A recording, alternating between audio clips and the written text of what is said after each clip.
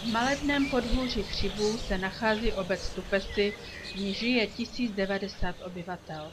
Na podzim roku 2009 zde uskutečnili projekt, který řeší problematiku třídění separovaných odpadů a také zpracování bioodpadu. V extravilánu obce vybudovali komunitní kompostárnu pro zpracování trávy, listí a větví, zejména z veřejných prostranství. Zájem spoluobčanů o sečení a následné sušení trávy totiž výrazně poklesl a situace se stávala neudržitelnou. Navíc na hřištích a veřejných plochách nelze posečenou trávu nechat volně ležet. Všechnu tuto hmotu dnes v Tupesích využijí a nevidí v ní již nežádoucí odpad. V rámci tohoto projektu, který byl podpořen ze Státního fondu životního prostředí a který podporuje také Fond soudržnosti Evropské unie, jsme zakoupili nezbytnou techniku pro údržbu této kompostárny. To znamená, je to komunální malotraktor, překopávač kompostu, vibrační síto, elektrocentrála pro pohon tohoto vibračního síta a především štěpkovač. Obecní kompostárnu velice rychle také začali využívat jednotliví občané, kteří nám vozí nejenom zbytky sena, trávy z posekaných trávníků, ale především větve a jiný materiál z údržby svých zahrad. Kapacita kompostárny je 24 tun ročně. Předpokládáme, že ji postupně asi naplníme.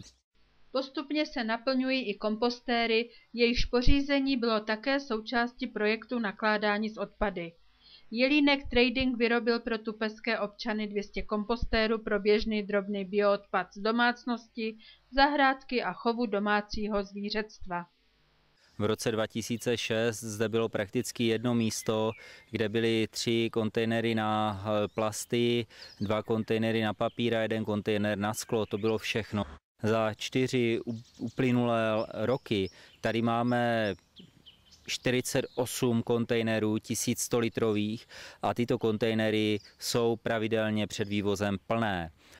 4 nová sběrná hnízda pozitivně ovlivní množství vytříděného odpadu. Za první 4 měsíce letošního roku, které je možné srovnat s prvními 4 měsíci loňského roku, kdy ty kompostéry, kompostárna ani sběrná místa nebyly, tak na těchto vážných lístcích za ty první 4 měsíce je zřetelný pokles zhruba o 10% množství vyvezeného odpadu.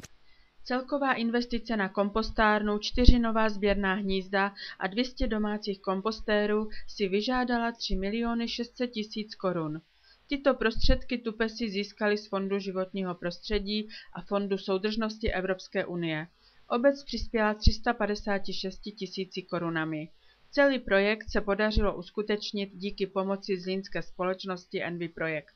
Je to významná podpora, protože bez ní by obec naší velikosti neměla nikdy prostředky na to, aby mohla vybudovat tak rozsáhlou podporu třídění separovaného odpadu a zpracování bioodpadu. Prakticky bychom o takové možnosti vždycky jenom snili a záviděli bychom možná těm bohatším.